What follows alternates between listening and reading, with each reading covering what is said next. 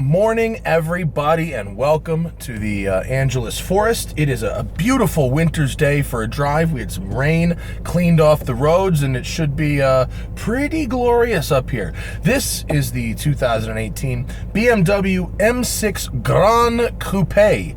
And today I got to tell you, I'm actually very happy to tell you, this car was provided to us for review by BMW of Beverly Hills, a subsidiary of the Sonic Auto Group. And not only are they going to be providing us a few cars to review, they actually are sponsoring some posts on my Instagram as well. So I'm happy to have them. And because Sonic Auto owns a whole bunch of different stores for a whole bunch of different brands, we're going to be doing a bunch of cars from different brands, and that way it's not going to be a brand loyalty thing, so I would be incentivized to overly kindly review a car that doesn't deserve it.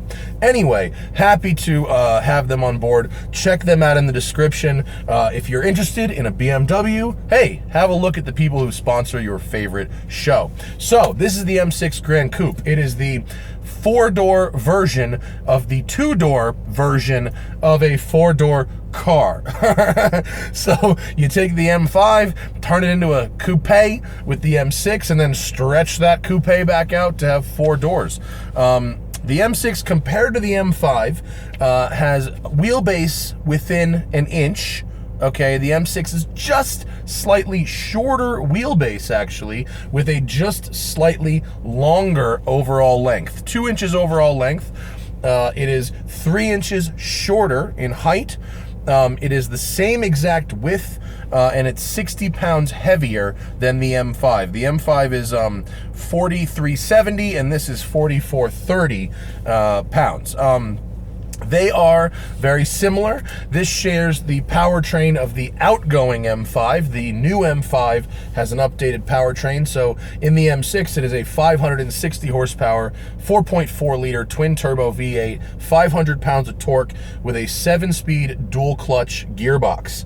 I happen to like this car very much, and I think it is time we take it for a drive. So let's put our powertrain in Sport Plus, where I like it for this kind of drive, our shocks in Sport, and then we're going to leave our steering, which is adjustable, in Comfort, because that's where I like it too. And then we'll talk.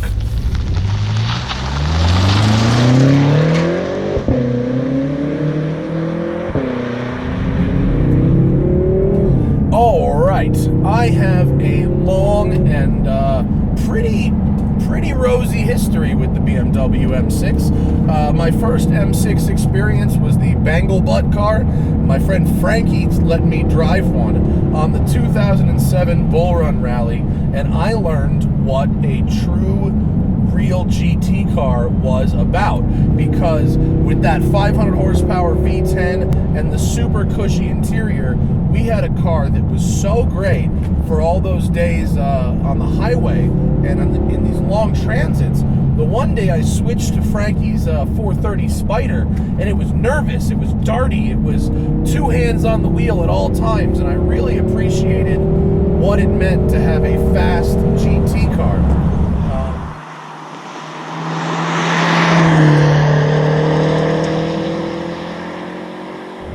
And the M6 Gran Coupe takes that to the sedan level, really. I drove the coupe version of this car on a few different occasions, most notably with Rob Ferretti across Europe in 2014 when the car was new. And in a straight line, suffice to say, the M6 Coupe is as fast from a highway roll as a Ferrari 458. A very, very fast car. The sedan, honestly, it's a little heavier and it's bigger, but it really, in a straight line, feels just as fast. The chassis is really nicely sorted. It's a double wishbone in the front with a multi-link in the rear. It's very stable. I'm actually very impressed with how well this car rides in comfort mode in the city. Unlike the AMGs and M cars of a couple of years ago, this doesn't seem as bouncy and stiff. It's even supple. Here we go, foot down. Woo-hoo-hoo.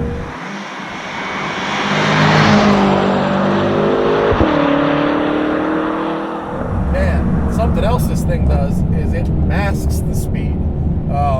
Other cars can accentuate your speed and really feed that back into you. The M6 will swallow ground at an unbelievable rate and take you deep, deep into the triple digits before you even really realize what's happened. On a road like this, big sweepers, big open, fast road, it's just a missile. On the highway, it is really a missile. I should add, my first time ever crossing 200 miles an hour in my life was in a V10 powered BMW M6. And those were easy 200 mile an hour cars back in the day. BMW says this thing is limited to 163. I do not buy it at all. I've heard that limiting bullshit for many, many years, and I have never once had a BMW M car that was limited to any speed. Ask me how I know.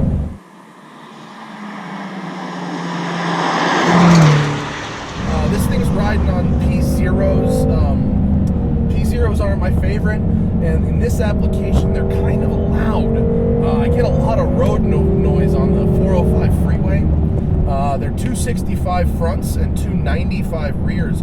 Interestingly, that's more of a stagger than the M5 has, which is 275 fronts and 285 rears. So the M5 gets a little closer to square, but it gives up some at the rear for some at the front. This thing, that 2 inches longer than the M5 for some reason. I notice it in this car, especially when I go to park. It's tough to park this thing. It's just tough to judge. It has sensors, but it's tough to judge, tougher than I thought. The rest of this car, though, is lovely. And can we mention the fact that I am hauling ass right now? It's fast. Good steering.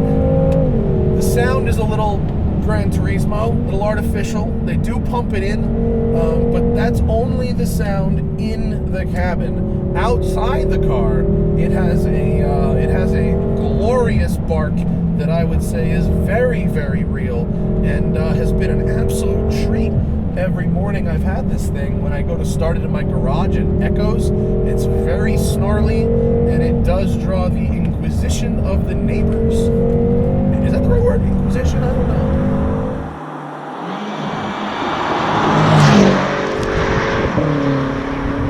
Throttle response is a little delay with the turbos, but once they're spooled, boy, do they stay spooled. Very, very fast car. The dual clutch gearbox is excellent. I refer to PDK, Porsche's gearbox, as the gold standard, and this is honestly right there. Doesn't get as much recognition. We don't talk about it as much as Porsche's, but extremely consistent shifts, and the different maps. Hello, BMW. The different maps of efficient, sport plus, they do change the character of the gearbox in terms of the shift speed, but without making it jerky. Very nicely seamless. A gearbox is such an important point of interaction between you and the car. Oh no, I hope there's not too much gravel up here. That would be bad. Such a great point of interaction between you and the car, and a good one really makes it, and a bad one really takes it away. So the comparison for me on this car, you're looking at the Audi RS7, right, which is a missile, so fast. By the way, as is this. They've got the all-wheel drive, so that probably wins in the quarter mile, but top-end pulls, it would be pretty close. Glad this has been swept. That's nice. But the Audi has that 8-speed gearbox, whereas this has the dual clutch. So while the Audi can be nice if you're in traffic or just commuting, it's slushier. It's got a torque converter. This reminds you that you have a dual clutch. Not that it's jerky, it's very, very smooth, but it reminds you because you've got to put the handbrake on to park. It behaves like a manual with an automatic mode, not so much like an automatic that you can shift yourself.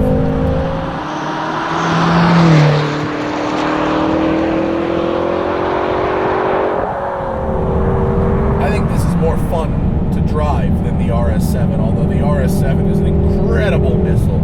This has better steering.